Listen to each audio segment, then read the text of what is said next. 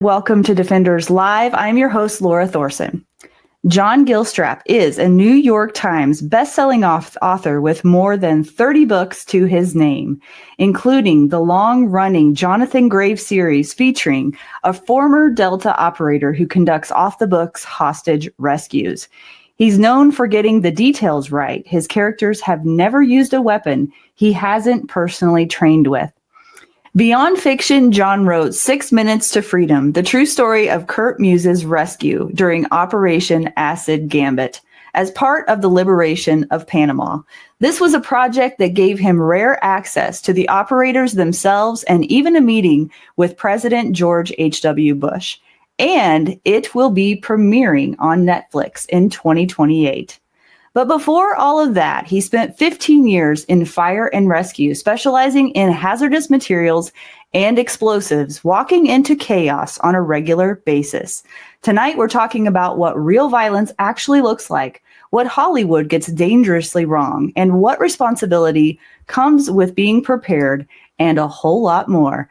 If you don't want to miss another episode, head to defenders-live.com and become a free subscriber. That way, every new episode gets delivered straight to your inbox. And if you're looking for top-tier firearms and self-defense training, go to defenders-usa.com and check the calendar to see what's coming to your area this year. Hello, sir. Good evening. Great to see you. Yeah. Well, I got through the intro, so we're good there. Phew. If the people only knew behind the scenes how this all comes together. So I really appreciate you spending time with me today. And, you know, I send out an email to everyone that's on my show asking for information about them, what they're passionate about, what they care about, and why, just to try to help me get to know them a little bit more before. And I did watch a few of your interviews as well before this one to try to get to know you a little bit more. And you're quite a fascinating guy. I've been looking forward to talking with you, but it's not for the reason that probably other people are so fascinated with you. So that might be a little bit different from my perspective. And I do want to talk about what Hollywood gets wrong and your stance on personal safety and all of these things. But I want to start with something that might be a little less obvious, I guess, for those who are fans of yours. You talked about when you were young, and I'm going to read this verbatim because I thought this was just really interesting. You said that when you were young, you learned that you were alone and that success and failure were all on you. And you said if you didn't get close to anyone, then you would never get hurt. And I picture you and as much as I can anyway, in my imagination as being a young person, feeling very alone. And I had the same thing when I was a kid. It's this nobody cares complex, you know? It's the I'm on my own. I got to figure this out on my own. Nobody's coming to save me kind of a thing, which has turned into a positive later on in life. And I've also learned to trust people now. But I think it's interesting that you've been married for over 40 years now. And so this theory of yours about if you never got close to anyone, you never get hurt. Did your wife change that perspective? And I would just love to hear the story about how that all unfolded, if you don't mind. Well, no, she 100% did. I mean, my story with Joy, my wife, is it's so hallmarky. It makes you cringe. My boss at working at an explosives plant, my boss was dating her sister. Uh-huh. And I didn't have any girlfriends. I was not a relationship guy. Mm-hmm. And they arranged a blind date. They thought that I should meet Linda's sister, Joy. Linda was his my boss's girlfriend. And so he arranged a time. And kind of a funny story. I was mid-20s, I guess, when this was going on. And I arranged, my boss was the human resources director. That's where the safety department went through. And so I called Joy at her office, and I arranged to go I told her we're going to go to King's Landing, which is a restaurant in Alexandria that there's no way in the world I could afford it. But, it's the blind date. So I hung up the phone with her. It's a very, brief chat. It's a blind date, setup chat. Yeah. And within about 3 minutes, my phone rang and it was my boss saying, I don't pay you enough to take somebody to King's Landing. So we go and it literally, when she opened the door, I was done. It was, no. I was totally just in love. And I know it sounds so, for a thriller writer, that just sounds so sappy, but it's true. And, so we dated for a few years, 2 years, I guess, and got married. And then, as far as the trust thing is concerned, that's, there's big trust, capital T trust, and little t trust. And, it's earned in stages.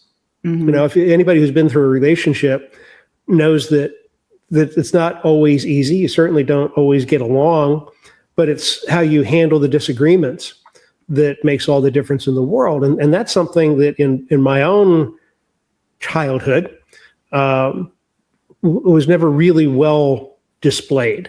Mm-hmm. I learned shouting and everybody goes to their corner and it's very uncomfortable. So that's it. I mean, I fell in love and she fell in love back. So here we are 42 years later. Actually 44 if you count the 2 dating years. Wow. That's amazing to me. I'm on year almost 20 now. So that's only halfway to where you are. That's just wild to hear you say it the way that you did too, that she just walked in the room and that was it. It's like, how do you describe that to someone, if you've never experienced it yourself? Well, I'm still not good at it. Because it just sounds so horribly sappy. But that's okay. I don't think there's anything horrible about that. I think that's wonderful. And I remember when my husband and I got together and we were talking to the pastor before we got married. And he said, do you remember, what did he say? I think he said, do you remember the moment that you knew you loved that person or something to that degree? And I don't remember a moment. It was just like, it just was. I don't know how to describe that. It's like just something that just happened beyond my control. Like I had nothing to do with it. So I'm glad she loved you back though. It would have been embarrassing, wouldn't it? Yeah. For her to walk through the door and you feel that way about her and then it not be reciprocated. Gosh. Yeah. So, I was just curious about that because I was just picturing you as a young person and then to meet someone like that. I've had a similar experience. So I think that's why I was so interested in it, to get your perspective on it, because it was just such a blessing to meet the right person. And like I said, it was a complete blessing because in spite of all of the things that I had going on that were not good in my life at the time, he still fell in love with me. So I'm really, really inspired by stories like that. So, well, and we'll tie it back around to trust, because that's really what it comes down to is trust. Mm-hmm. I've always, in what I call my big boy jobs, I always travel. And whenever you're away, it's, you can be a good guy or a bad guy, right? Mm-hmm. And there's choices that you have to make, and trust is earned both ways, and it's by being trustworthy and by trusting the other person to be equally trustworthy. And the problem there, and this is what I'm saying, where you're so exposed, is it's as fragile as one big mistake, and that's really the tough part of it. It's hard. It's hard to get that level of fealty with somebody, where you share everything. Yeah. And to ever have that betrayed, kind of, it's like breaking glass. I don't know that you can put it back together. Yeah. Very difficult to do. Very difficult to do. Okay. So Speaking of good guys and bad guys, I watched your I don't know who the guy was. There was a guy you went to Gunsight with. Maybe that'll help you out. Okay. He interviewed you, and he was really fascinated but with the author side of things and how you do your process and everything else. And I wonder if maybe he was an author as well. I'm not sure, but you were talking about Jonathan Graves and how you developed that character, and that he was the closest thing to you, like your own, I guess personality maybe, or if you were like, maybe Jonathan Graves is like the best version of you, I think maybe is kind of, I am putting words into your mouth, but so you said that in every situation you can choose whether to be the good guy or the bad guy. And it sounds like all of your Jonathan Graves series is Jonathan Graves always comes out the good guy. Does he ever make mistakes in the book? Does he ever? Well, Jonathan he says that he's on the side of the angels, which means that he's always on the side of justice. Mm-hmm. He breaks a lot of laws and hurts a lot of people to mm-hmm. get there sometimes. Mm-hmm. The whole book was really, the whole series was inspired. I mean, 18 books into this series now. I mean, I can't believe it. I mean, it's wonderful, but beyond any dreams that I would ever have. It was when I was writing Six Minutes to Freedom, and I was working with the unit guys, the Delta operators. And what I learned from them was if somebody is kidnapped, taken hostage, whatever phrase you want, overseas, mm-hmm. The American intelligence community starts working on the rescue right away.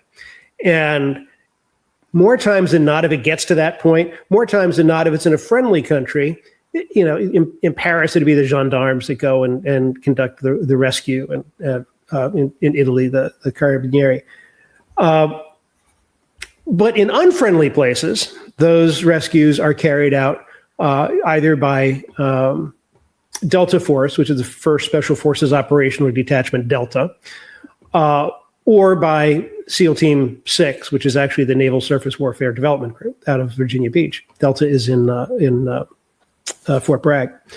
And their mission, when that is the mission, the rescue, the hostage, is the entire mission. It's a failure if the hostage doesn't come back. It's mm-hmm. presumed they will come back alive, mm-hmm. But he's coming back one way or the other. Everything else, gathering intel, taking high-value targets into custody, all that is secondary to mm-hmm. the primary mission, which is to rescue the good guys from the bad guys.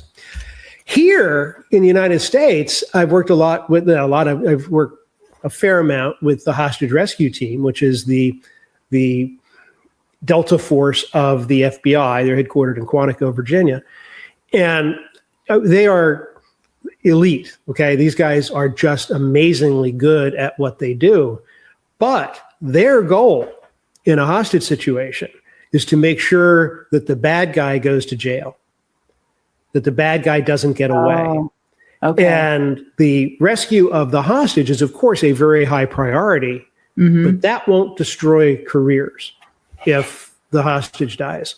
Careers are screwed up when the bad guys walk away on a technicality, which means, unlike landing on the roof in Abbottabad, which was not a rescue mission, that was a kill mission, but still to just land there, blow the doors, go in, bang, bang, take care of what needs to be done and get out. That's the military model. Right. Here we have that pesky Constitution, right, which is obviously an important document, but you got to make sure that any wiretaps have been approved. You have to make sure that the warrants are good. You have to make sure the dates of the warrants are good. The address of the warrants is good. All the intel is in place before you can do anything. Mm. And then you go in, and obviously, like I said, nobody wants to waste the hostage's life. But the mission is to get the bad guy. The mission mm-hmm. is not to rescue the hostage. Mm-hmm. In fact, one of the guys on the HRT, several of them during a conversation, they refer to hostage taking as a homicide in slow motion. There's sort of a presumption, soft presumption, that it might not go well for the hostage. Mm. So with these two worldviews in my mind, I thought of creating a character who takes that foreign model, which mm-hmm. is extra legal, to hell with the Constitution. I don't need no stinking warrants. All I need is the knowledge that this is where the bad guys are and this is where the good guys are, and they crash and they do what they have to do domestically. A little bit of international, but Jonathan is mostly doing this domestically. So he breaks a lot of laws. In the light, in fact, in the very first of the Grave series, No Mercy, he's being hunted for the homicide of. I mean, the very first scene is a hostage rescue where he kills the two bad guys, and they take the good guy out. They obviously operate under secrecy.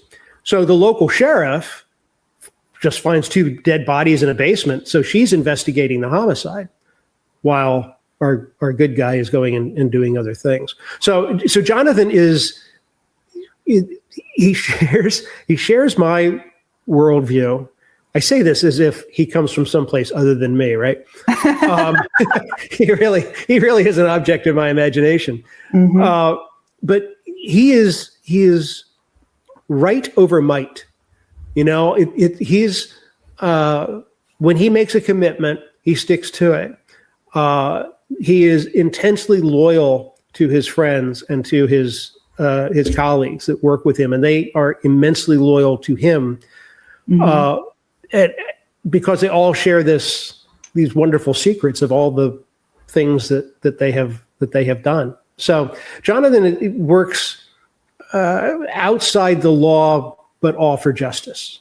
That was a very long answer to a short question. I'm sorry. That's okay. No, it was very in depth, and you brought it around, and it makes me want to read your books even more. That's for sure, because he sounds like my kind of guy. Sounds like a really good series. And obviously it is, or you wouldn't be where you are today. Did you really think when you first started writing you would ever be where you are now? No. In fact, I never thought I would write a book. Really? You know, what kind of dream is that, right? I mean, there are, everybody can write in the sense that everybody can take up a pen and draw letters on a page. And I always enjoyed telling stories. That's all I ever, I mean, those were my athletics. I mean, look at me, right? Those are my athletics when I was a kid. And, I wrote hundreds of stories as a kid. And, but they were for me and, for my mom, who thought I was the most brilliant writer on the planet. Right. And then I wrote 3 books that were terrible. Each one was less terrible than the one that preceded it, which is the good news. I was learning along the way. This was in the 90s. Well, the 80s and 90s. And, I was a voracious reader, still am. And I finally finished this one book that I called Nathan, with an exclamation point. It became Nathan's Run. You can see it over my shoulder here.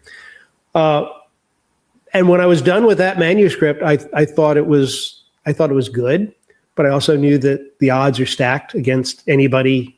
I mean, think about it. How many people can write and then how many books are published? The odds are woefully against anybody. And, so I wrote this, and I really liked it, and I'd never experienced that before. As a voracious reader, I knew what worked and what didn't, and the other 3 books I knew. This one I also knew. I thought this was good. So I went about trying to find agents. I was rejected by 27 of them, and then I found one to take me on, and it became an international bestseller. Translated into 23 languages, millions of copies sold, and movie rights. The movie never came out, but that's a different story. Yeah. And so then, all of a sudden, it was like an overnight success after a 38-year night. and the rest, as they say, right? But no, I never thought that. In fact, even after Nathan's Run came out, my editor at the time said, "So, what's your next book?" Crap, I don't have a next book. This is my book. And he said, it doesn't work that way. You got to come up with another. And another and another and another. And so I don't know, found an audience. And I don't know how that works. I think there's unicorn hair and lightning strikes that are involved with that. But I know I'm dedicated to my readers In fact, I write for my readers. I don't write for me. In a perfect world, I'm invisible in a book. I'm just unfolding the movie that that comes out in the readers' minds. So here we are, 30 books later. Who knew? What is it about storytelling for you, John? That is just, what's the why behind that? What do you get from telling stories? Think about the best book you ever read.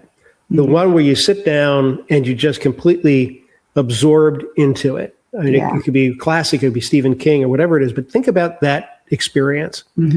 That's what writing is, except it's in the opposite. When you get in the zone and the reality of the thing I'm making up is frankly more vivid than the reality of the chair I'm sitting in. Wow. And you have that moment where a couple of hours goes by and you're not sure you've blinked. Yeah. You know, and then on the page, it's not ready yet. You know, it's going to need to be rewritten, but you've created something that hasn't been there before. And I didn't know it was going to be there. I don't outline. So I get into the story, and it's like being a kid when you would pretend. And I did a lot of that. You know, I kept Nazis and Indians off of my street in Northern Virginia for my childhood, you know, playing guns and bicycles or horses and, you know, whatever. It's a great pretend. And it's mesmerizing. It's intoxicating. It's wonderful. So that's really interesting. I want to bring this into gun training because I know you've done a lot of gun training, and so have I. And in gun training, we talk about flow state, but I imagine flow state is the same thing when you're writing as well. And I know preparatory cueing and like preparing yourself to step up to the line and try to get into some sort of flow state is an actual process you can prepare yourself for. And it doesn't always work, but sometimes it does. And it's really magical when it does. So I'm wondering, in your process of writing, is there any kind of, I don't know, something you do to prepare yourself each time you're getting ready to write? Or have you done it so much now you can just kind of like drop into the zone? I can drop into I can drop in and start writing. The zone evolves. Yeah. Right. Because and what I do, it's a little trick I do, is I start every writing session by rewriting what I wrote the day before. Oh. So that gets me into the moment and gets the juices flowing. And in a perfect world, the transition into the new stuff happens easily. Yeah. And it's not always that way. Sometimes just right. it's I have no idea where I'm going to take it. You know, I've written myself into a corner, and now what am I going to do? And the way I get out of that, this would be psychosis, and you'd be in a hospital if you didn't get paid for it, right? So I hear this. I play with my imaginary friends, and they talk to me, and we work things out. When I work myself into a corner, especially in the grave books, because they're character-driven, explosive thrillers. I don't know how else to say it. And it's kind of like, okay, have him get you out of here. You know, what are you going to do? What's the outrageous thing that you're going to do? He's got a guy he works with named Boxers, and Boxers is huge. He's like 7 feet tall, and he's kind of a gentle giant, but scary and lethal. He loves blowing shit up. He loves killing people, but he's not homicidal, if that makes sense.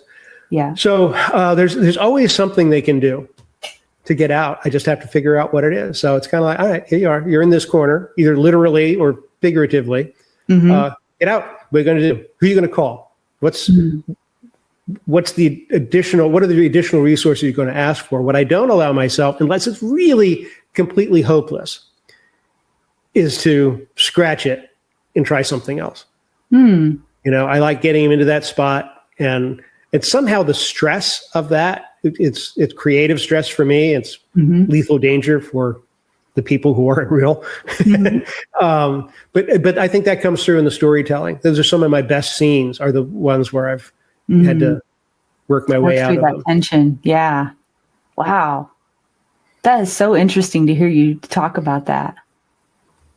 Wow, that's really cool. No wonder you have so many bestsellers. I mean, just hearing you talk about it makes me want to read the books. I mean, that's just good. that's crazy. I mean, because not a lot of books get me in that place where find myself in a totally different world, and just cannot leave that world. I don't want to go back to reality. I just want to stay in the book. I haven't experienced that for quite some time. So let's talk about the accuracy of your books and also about the lack of accuracy in many others and in Hollywood movies and things like that.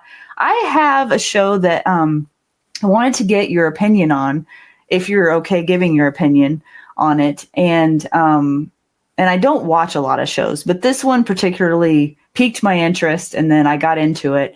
And it's called The Terminal List. Have you ever watched that? I have not.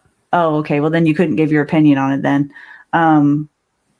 Because I wanted to see how accurate you thought that actually was. But how accurate does it feel? It feels pretty accurate, but I'm also not a SEAL or in the military. So, but as far as gun handling goes, generally speaking, nothing about it made me go, oh, I can't even watch this anymore, So that nobody is worse at gun handling. And I apologize. I know the guy, a very dear friend of mine, who created this series, Tracker, with Coulter Shaw is the named character. Justin Hartley is a star. Their gun handling skills make me want to turn it off. I mean, they're just so bad at everything from the grip to the holstering and unholstering, just everything about it. I'm thinking, where is the armorer? Somebody has got to be on this. So it's the most popular show on TV, right? Really? Somebody has to be around to tell them that that's not the way it's done. That's got to be a pet peeve of yours. Oh, it really is. I mean, he holds. Well, hang on. I can do this. You're going to demo? Not only is it not real, it's unloaded. Okay, it's a SIRT gun. His grip is like this. I mean, he's not up into the beaver tail, and it's crazy. But no matter how loudly I scream at the screen, nobody listens. Nobody cares. And a lot of people don't know the difference, unfortunately. Well, and that's fine too. But what I worry about in those circumstances, anybody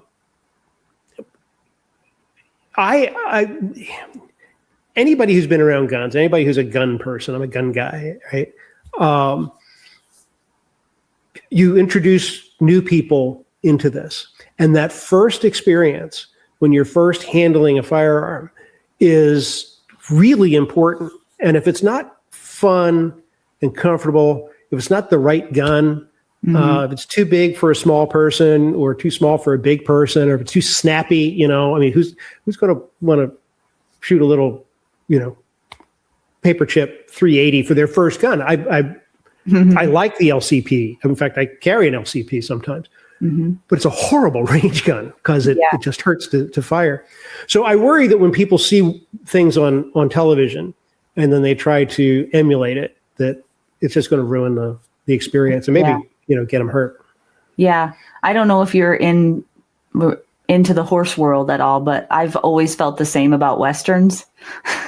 There's some really cheesy stuff that goes on in Westerns. It's just like the worst horse handling on the planet. So between guns and like horses and that whole thing, when I watch movies and stuff, I pay attention to those kind of things. And so there might be some horse people watching that can relate to what I'm saying, but it's no different. It's just whatever your field of expertise is, you pay attention to those things. And so one thing I wanted to touch on too was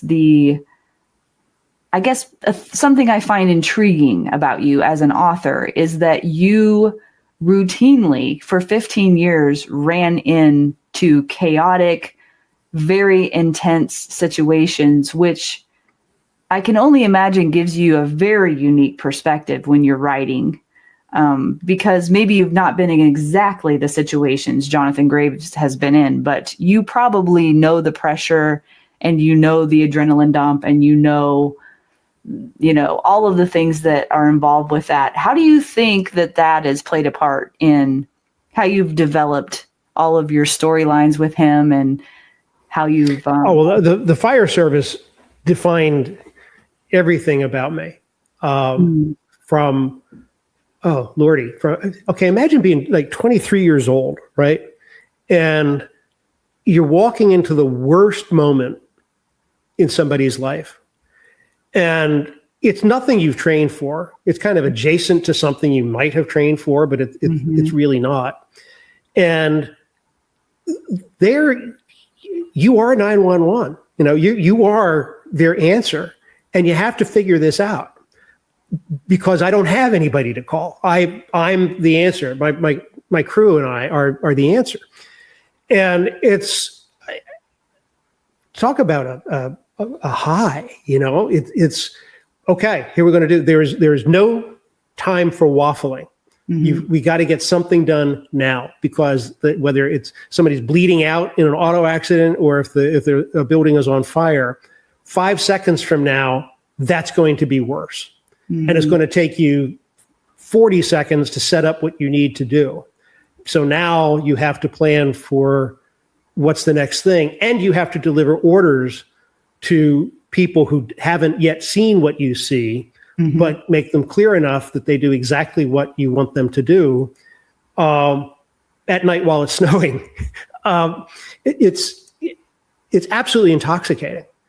And more times than not, the vast majority of times, I won't put a percentage on it, but certainly a vast majority of times, it worked out. And you really don't know how. It's just because you're working with a team, the team communicates well, and you're well trained and you're capable.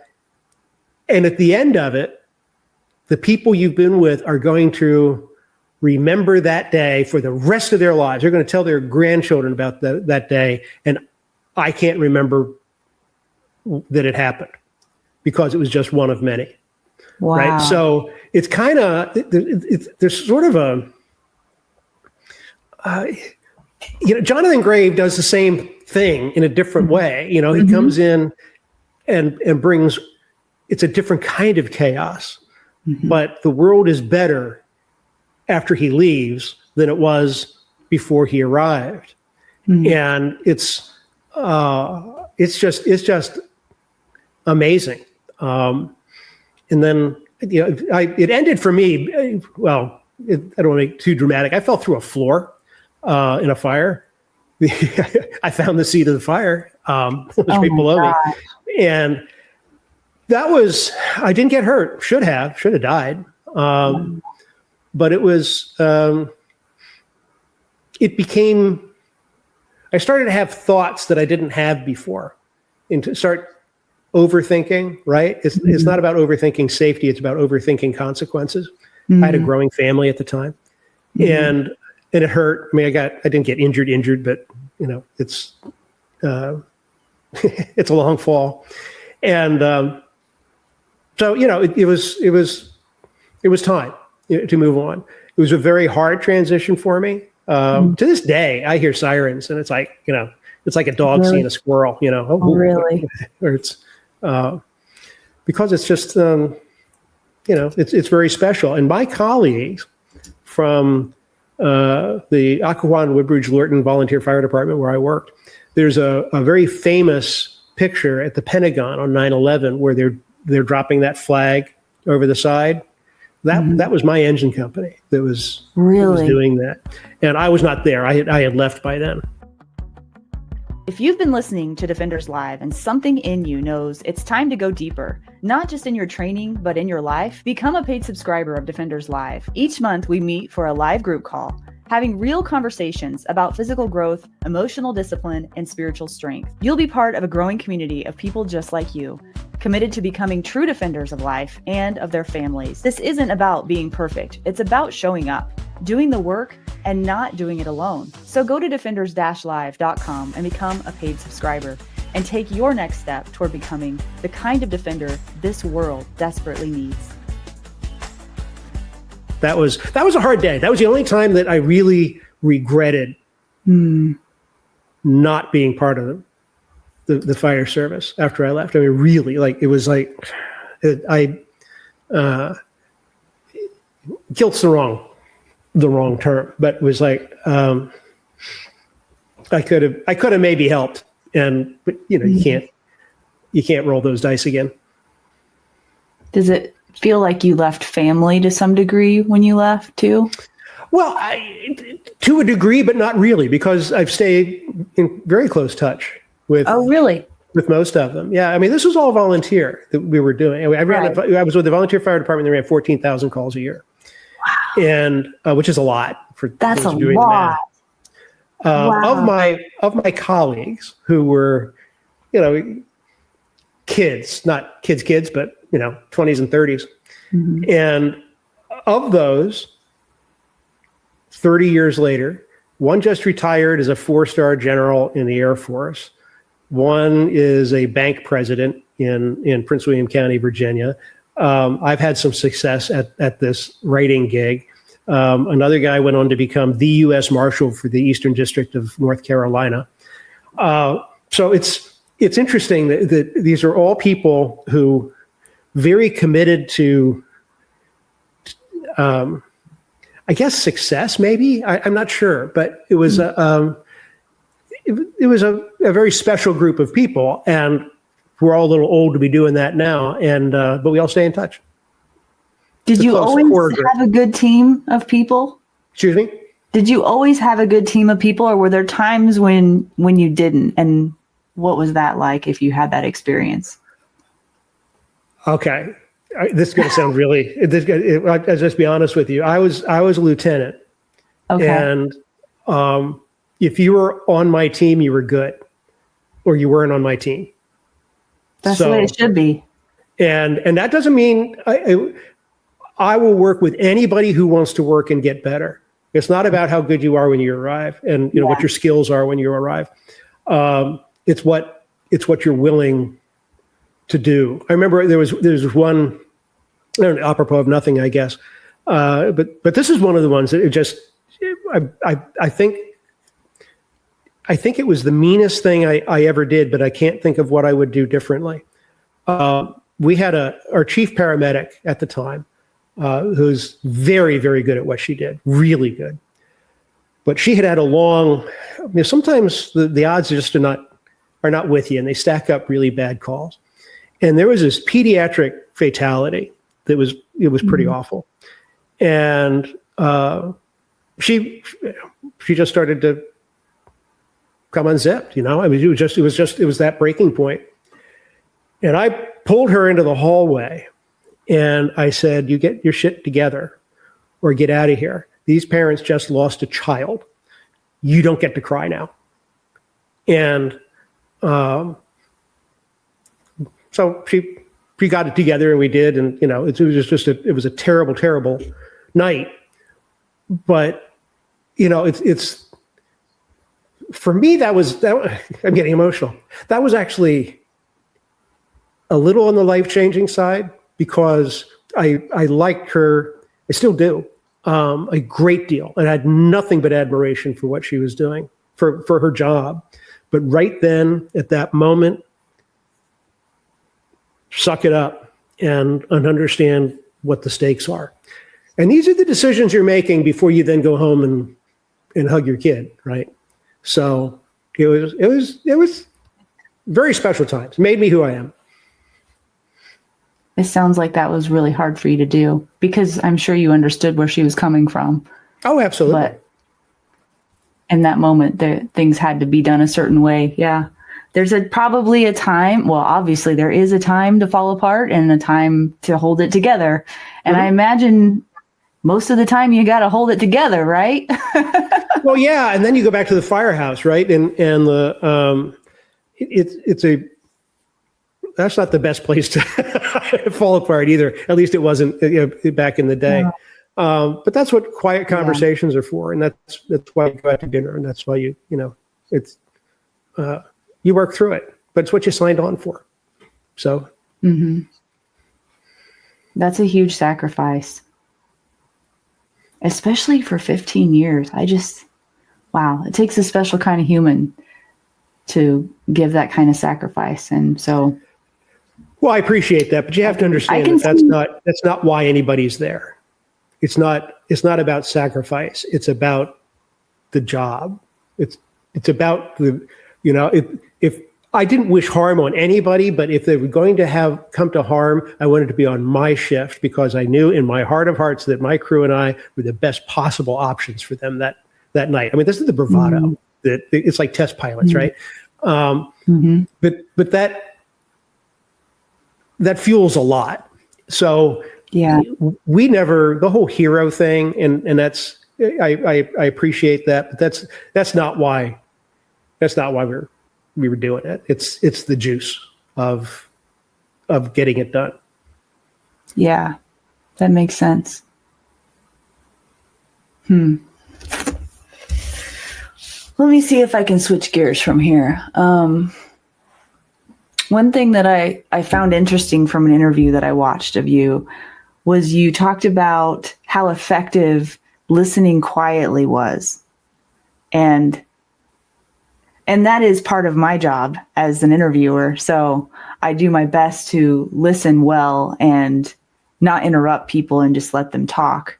And I'm still learning how to do that well so that I can ask good questions. But I thought that was really interesting because you got access to some people in some places that I would only ever dream of.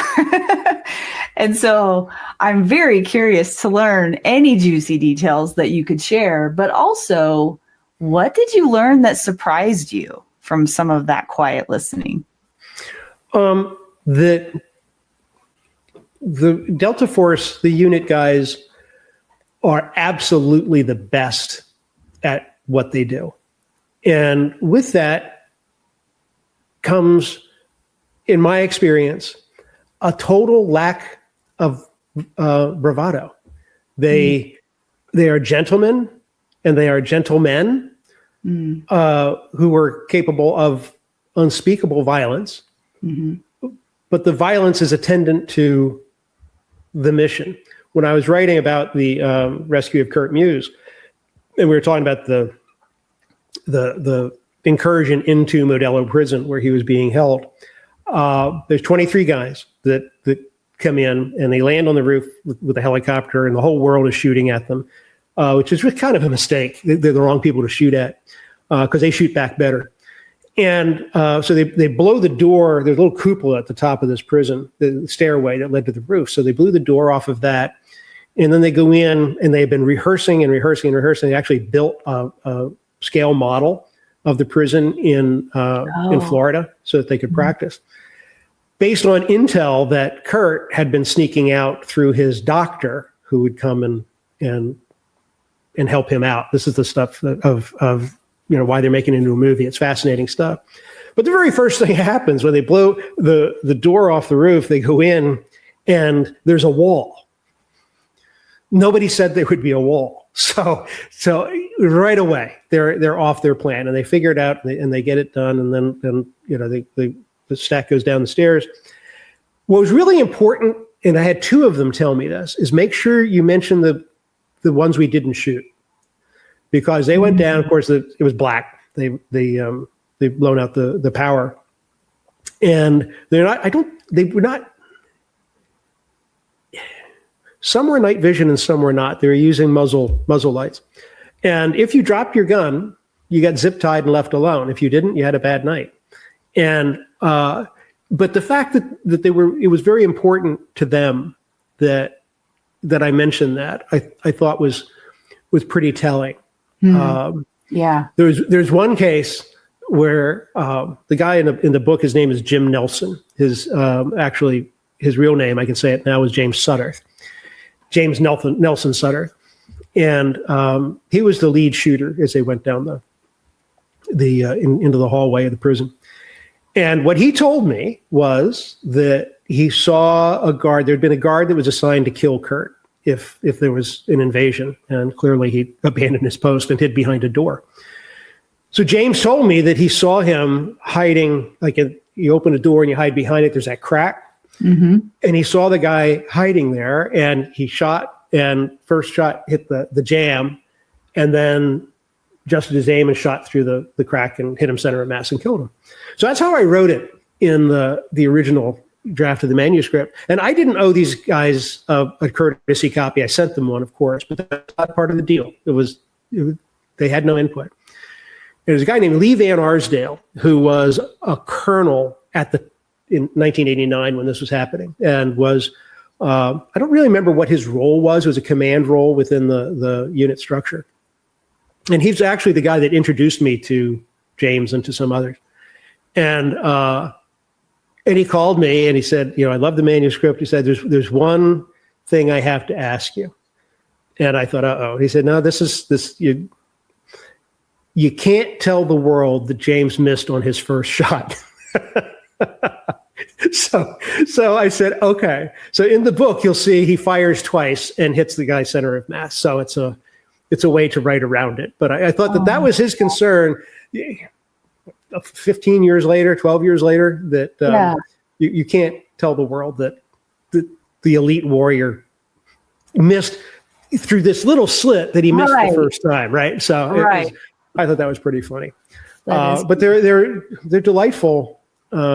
Delightful folks. We had the book party. I was hoping somebody would invade the house. We had the book party just to see what would happen. Oh my gosh, that's so funny. You were making up the story in your head, weren't you? Yes, I was. Oh my gosh. And what about when you met the president? What was that all about? Okay. So when I was writing the book, I had there are three elements to the story, really. That Kurt and his friends from the Rotary, like Rotarians, Panama City Rotary, ran an illicit radio network against Noriega with essentially Radio Shack equipment. And they were able to override the repeater signal and do drive time throughout the bum kind of radio broadcast. Noriega did not have a sense of humor. So they became like public enemy number one. But they would move the antennas and stuff all around, and very clandestine. The hubris involved in this, that they wouldn't get caught, is pretty high. But they were young. I mean, they're like mid-30s, early 30s. And so they were betrayed, and Kurt was arrested. So Kurt's an American citizen living on the economy in Panama. He wasn't part of the Canal Zone. His dad owned a print shop in Panama City. So when Kurt was arrested, his family, which meant his wife, it started with his 15-year-old daughter and 12-year-old son, had to flee Panama on their own as the PDF was chasing them down to catch them as collateral to use against Kurt. Wow. His extended family, his parents and his sister and brother-in-law, who had no idea what was going on, they had to leave the country, and that was an issue. When, leave their business and everything else behind. Yeah. So that's the second part. In Kurt is trying to survive, he gets sent to prison, and it's a miserable time. And then the third act is this rescue. So I had been able to get Kurt's story, his family's story, although that was a challenge. They're very let's say they're very Presbyterian, not really, but they're just very. How did you feel when you heard that Kurt was arrested? Bad. Oh.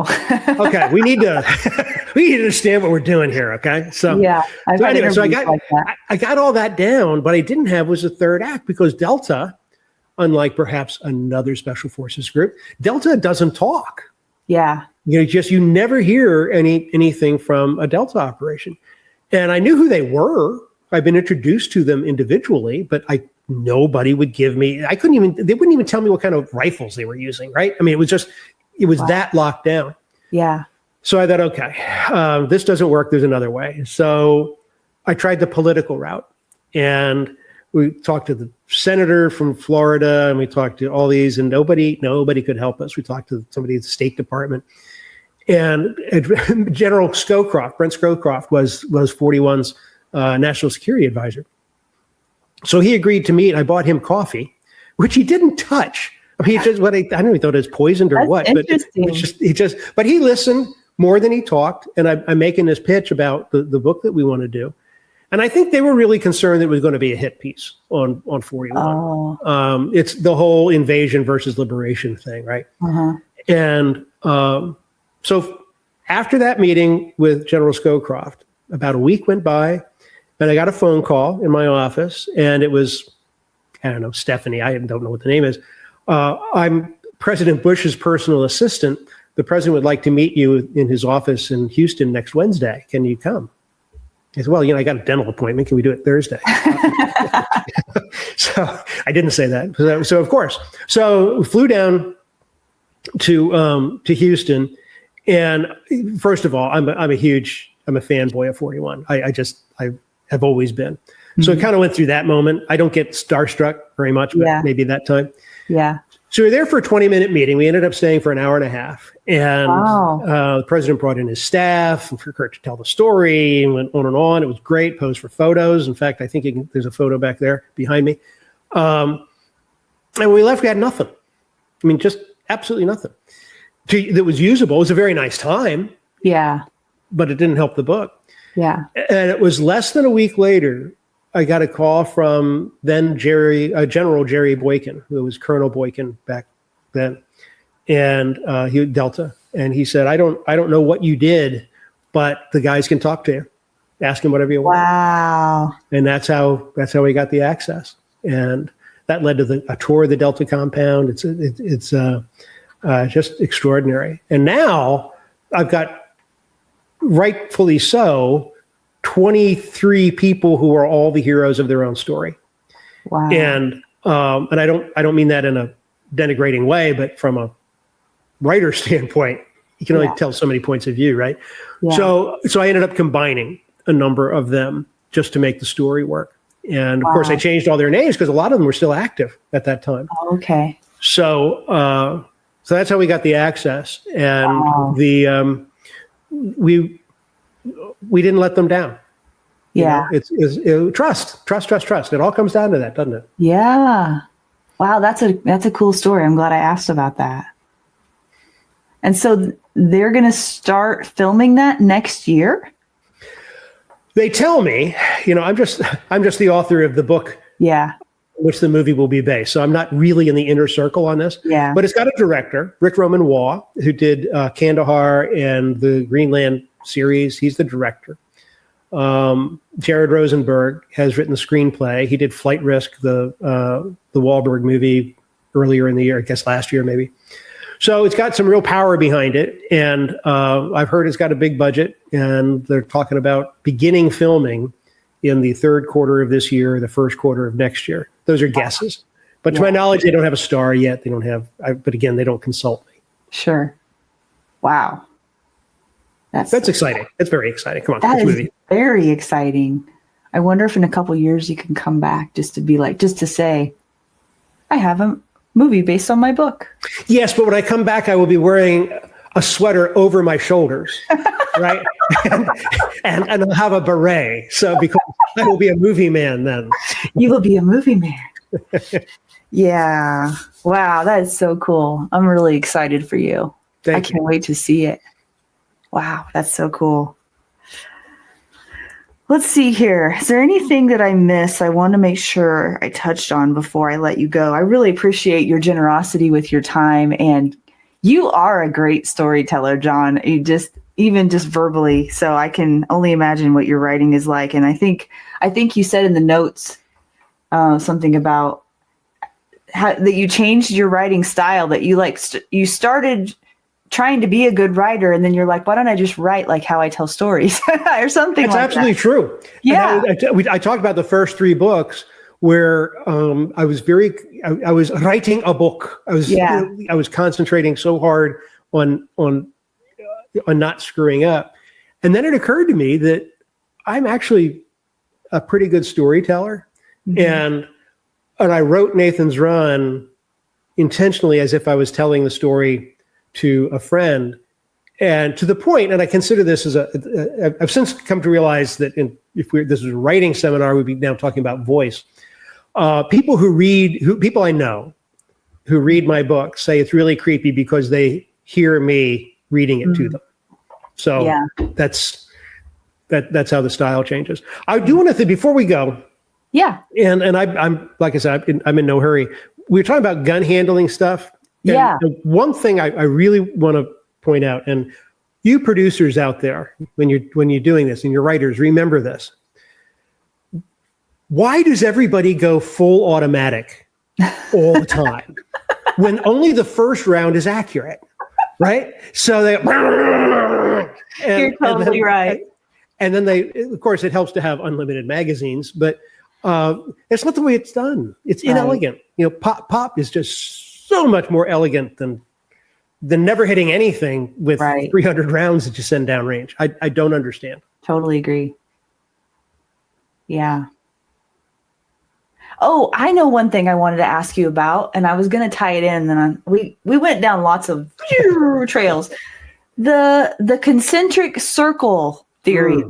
I want you to talk about that because you said something about how, I'm not going to get it right, but something about being the kindest person in the room, but having a plan to kill every person in the room at the same time. Like that's that's General Mad Dog Mattis's famous quote. Yeah. With his Marines, be polite, be professional, and have a plan to kill every person in the room. Mm-hmm. Which I just talk about elegant and to the point, right? No, to me, this concentric circle theory, it's always been central to me. And I first introduced it in Crimson Phoenix, which is the first book in my Victoria Emerson series, which is it's post-apocalyptic, but no vampires or zombies. It's kind of like rebuilding after the big disaster. And the concentric circle, like my concentric circle, is my wife and my son, and arguably my dog. Don't mess with Kimber. And those are the people that I would absolutely kill to protect. And I think certainly with my son, that would be the favor would be returned. Like everybody else is expendable, especially in an emergency situation, except them. That's the final crowd. And now we have the next circle is close friends and extended family, maybe, and except that one uncle. So we live in a society. I may have lots of friends and acquaintances. I think I mentioned I do a radio show here in Martinsburg, West Virginia, and we do. So I meet a lot of people, and I like more people than I don't. But they're all expendable if it comes down to protecting the center of the circle. Mm-hmm. And I didn't realize until fairly recently that this is a unique view. Really? I figured that everybody thought that way, because how could it be any way else? Right? You got to protect what's really important. Well, what's the other view, that everyone is equally important? Love thy neighbor. Okay. Well, I get that until they cross a line, and then you don't love your neighbor anymore. It's okay. I get what you're saying. So, and in fact, the Victoria Emerson series, set in West Virginia, that it's a kind of a pop-up nuclear war. It lasts all of 8 hours, and no communication. It's almost claustrophobic, because they only know what they know. They have no idea what's happened in the rest of the world. How could they? Right. So it's about surviving, but it's the opposite of the prepper mentality, which is the ultimate extension of the concentric circle. Right. Mm-hmm. I build my bunker for my family and my stuff. And then, but that's not sustainable. And frankly, it's not defendable or defensible. I'm not sure which is the right word there. Yeah, because sooner or later you have to come out. And sooner or later, word's going to get out and people are going to want your stuff. Right. So I took the approach of everybody's damaged. Everybody's lost a lot. Everybody, so you have to rebuild. And Victoria Emerson is this natural leader. She doesn't want anything to do with leading. She just quit the House of Representatives because of the war, and she just wants to reunite her family. She's got her 2 boys, and then there's one at a military school she's trying to get to. But there are some people who are just natural leaders, and that's what I wanted to write about. And there was one guy, Carl Persing, was one, rest his soul. He's not with us anymore, but he was a captain in the fire department. And he was, I don't know how he did it. It wasn't because he yelled at people. People just followed him, and they did what they said. There's a special quality to some people who others just follow. And that's Victoria in this book, much against her will. This is not what she wants to do, but she can't walk away because you can't walk away. So that's what that trilogy is about, is rebuilding a society after everything you've counted on has collapsed. And what do you do when, okay, you got day 0. Well, 6 months from now, kids who are still alive are going to outgrow their clothes.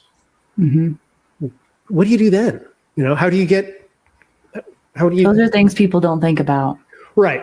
So that's what that was about. And that's where I first I exposed the concentric circle theory. Yeah, I was totally on board with it. Then you said other things, and I'm like, I'm going to have to really think about that. I don't know. I don't have a conclusion, but because I understand why you believe in it, and I also do too. And yet the bunker theory thing where you're like, well, eventually you're going to have to come out of your bunker. And also in a survival situation, there is strength in numbers if you're on the right team and they're the right people, right? But everybody is feral, right? Because after you've gone without food, and not everybody knows how to get their own food. What do you do after you run out of the chemotherapy medicine or the digitalis for your heart?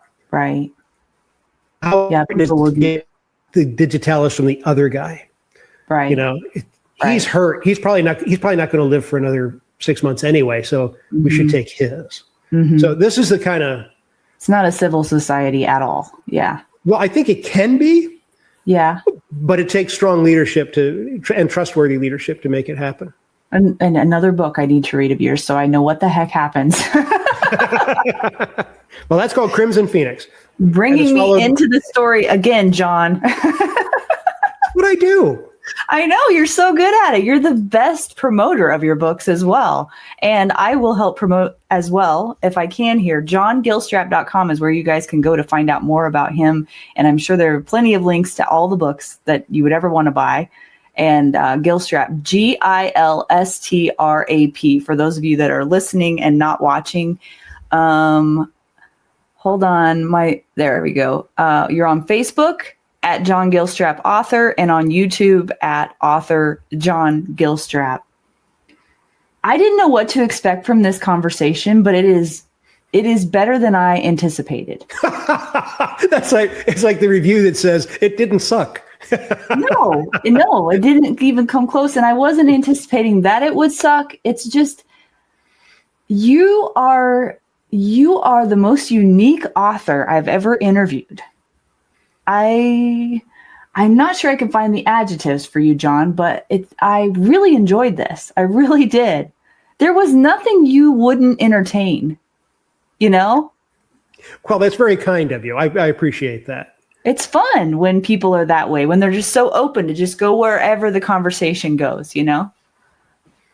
Well, I've obviously led, maybe not obviously, but I feel I've led a blessed life, and I've gotten a lot of,